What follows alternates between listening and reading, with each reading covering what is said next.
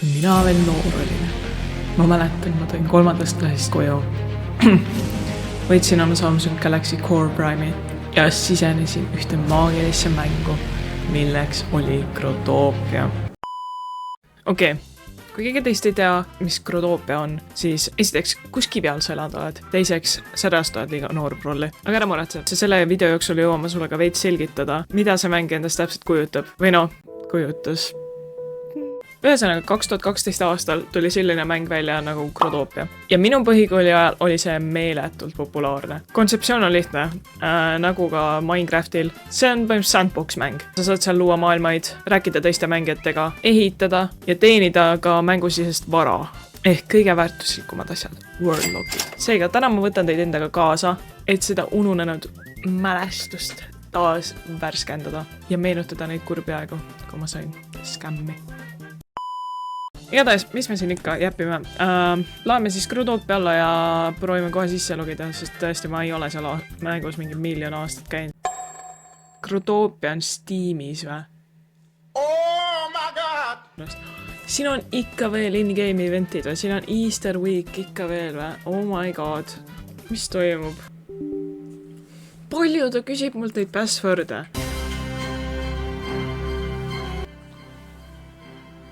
Kas ta sai sisse loegi? Guys, me saime Grotopiasse sisse vist. Okei, no ta update ib 162 itemit.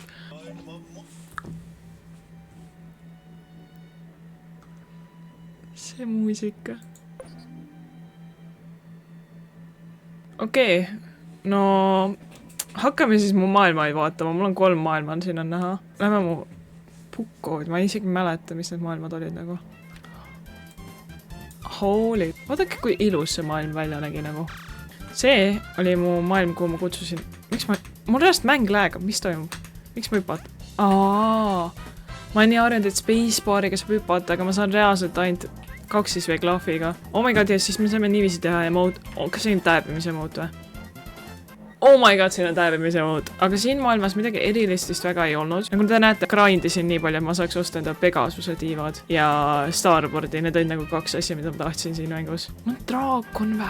Vaadake, kui lahe see on. Muidugi mul on siin pepperberry seed ja fish tank seed ja chandelier seed. Siis ma olin farmer ikkagi. Mul on bulletin board siin vä? Tavai, me saame seda... me saame lugeda siin. Kui Betis on kahtlane. Ma tean küll, kes selle ettis. Ma nii tahtsin, et see maailm saaks populaarseks, ei saanud. Küll on kurb, aga vaadake kui ilusasti ma ehitasin selle. See ei olnud mitte mingisuguse tutoriali järgi vist. Kuidas ma istuda sain? Ma lihtsalt pidin ootama vist. Oh my god. Nostalgia. Mul on 3 maailma siis. Pingood. Okei. See siin on tört. I think ma tegin kellegagi koos selle maailma. Võib-olla Makuga. See oli väga sitast ehitatud. Okei, siin väga ei ole midagi vaadata, ütleme nii. Ja mu viimane maailm. Johanna the Gamer. Kui originaalne nimi. Vaadake, kui ilusad mu maailmad olid nagu Loki. Ja siis siin oli nagu pood vist või? Kas see oli pood või? Või see oli lihtsalt organiseerimine, asjade organiseerimine, kes blokid, taustad. Jah. Damn, mul oli kõik ilusti siin. Oh my god, lasergate'id. Või lasergridid, sorry, lasergridid. Aga vaata, see oli mu ilus farm maailm lihtsalt. Ühesõnaga hakkame seemneid maha panema. Rais! See kummitus tegi ju seda, et sa oled teistpidi, ma unustasin ära. Ma olen gemme siin üleval nurgas nüüd või? On sa teadsite, mis juhtub, kui sa lähed lasergate'i või?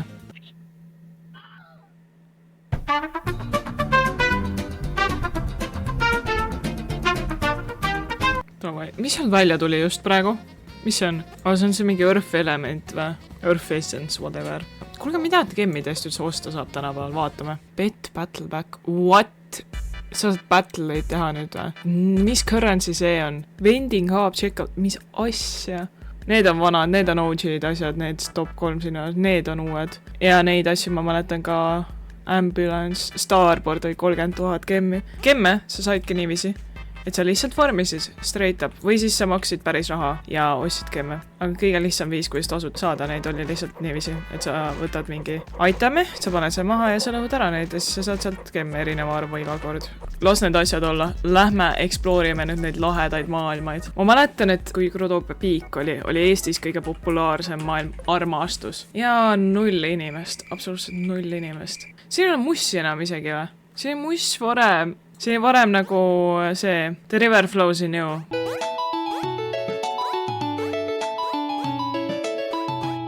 Lastekodu, Annetuste ruum, akvaarium. Ühesõnaga, kõige populaarsem koht oli esimene kohting. Ja siis sa läksid siia. Sa valisid endale koha. Sa istusid maha.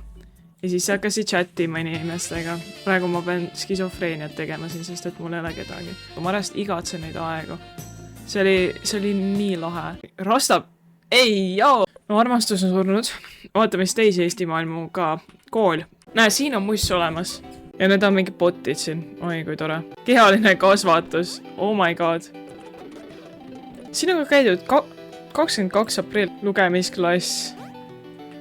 Matemaatikaklass. Keemiaklass. Muusikaklass. Kooliarst. Ühesõnaga, kooli peoro osa raisk. Söökla. Issand, kui masendava söökla. See on täiega lahe. Aga noh, kahjuks jällegi surnud maailm. Eestlaste algus. Ja lihtsalt algus oli ka Emerald Slime. Tema vist omas mingi aeg armastust ka minu teada. Siin sa said tutvuda teiste eestlastega ja see oli nagu täiega lahe. Teate, keda ma veel igatsen või? Krodoopia YouTubereid. Näiteks Ben Barrage. Ma olen suht kindel, et oli enda nimega maailm lihtsalt. See oli see, kus ma käisin kõige rohkem. Oh my god. Siin on mingi parkuur või?